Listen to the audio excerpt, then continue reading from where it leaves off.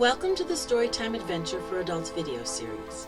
Today we will be reading Part 2, pages 114 to 117 from Songs from the Depths by Meg Swanson. Marissa. Well, I guess that's everything, I said, tucking my hands in my pockets and hoping that my aunt wouldn't want another hug. She did. Aunt Paula pulled me in tight and whispered in my hair, "Your parents would be so proud of you." I nodded and swallowed hard around the rock of grief that formed whenever they were mentioned. I entangled myself in my aunt's grasp and smiled tightly.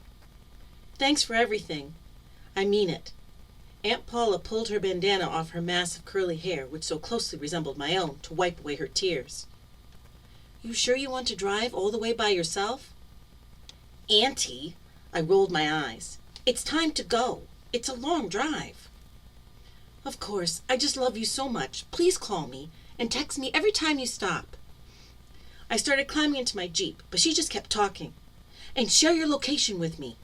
I pulled the door shut harder than I needed to, and when I turned to apologize, I found Aunt Paula gripping the door and shoving her face through the openless window.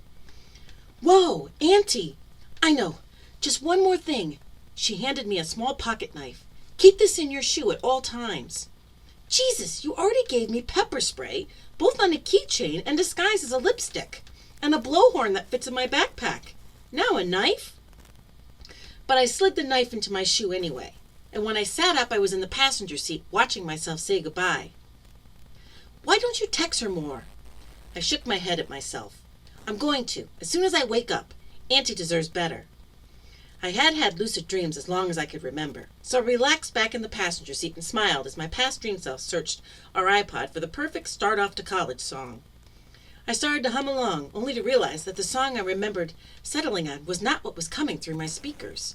Instead of the female-led metal jam, it was a slow, eerie ballad.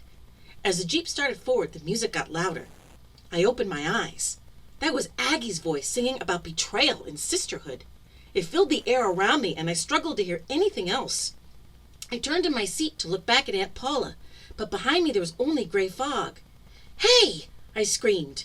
I turned to look at myself, who, I remembered too late, had turned the music up all the way to cover the sound of my sobbing. The feeling of being alone came flooding back. I felt so alone in that moment, and it sucked. I faced forward again. The road was gone. I was completely encased in gray fog. I had to get out of here. I took a chance and leapt from the Jeep. I landed hard and rolled, but what I landed on was as nondescript as the gray by which I was surrounded. I ran back in the direction that I thought my aunt had been standing and screamed, "No! Where are you?" I sat up, tears streaming down my face. "What's happening?" Aggie too sat up and scrubbed at her eyes as though she'd been sleeping. "What's wrong?" I reached down to my boot, but as my hand slid to my shoe, empty. I couldn't for the life of me figure out why I would do that. "Is your foot okay?" Aggie asked, grinning. I shook my head, trying to clear the fog that had settled in hard. "Yeah, it's fine. This is going to sound weird, but I thought I needed something in there." Aggie's grin stretched into laughter. "In your boot? What could you possibly keep in there other than your foot?" Her voice was mocking and harsh, and I was hurt.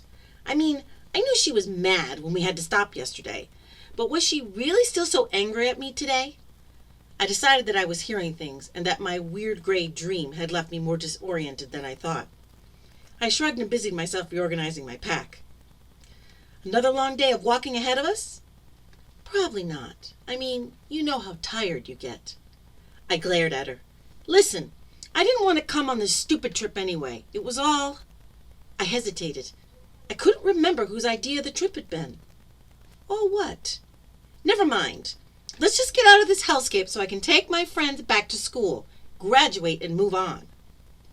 "The friends that left you alone with a stranger?" "Don't speak about them that way. They are the first real friends I've had since my parents died." Aggie held up her hands in surrender. "Fine. I just think it's strange." I turned my back to her, forced my sleeping bag and bedroll into a semblance of a cylinder, and yanked on the straps, not caring anymore if it actually fit. "Let's get out of here." I stood and swung my pack into my back, staggering a little under its weight. This was Part 2, pages 114 to 117 from Songs from the Depths by Meg Swanson. We will continue reading Part 2 next week. If you can't wait until then to hear how the story goes, feel free to purchase the book at www.megswanson.me. If you'd like to contribute to these series, please feel free to become a patron on Patreon. Details for joining are on my website, www.reneeannhughes.com. And also please subscribe to this YouTube channel so you won't miss any new videos. Goodbye, and thanks for listening.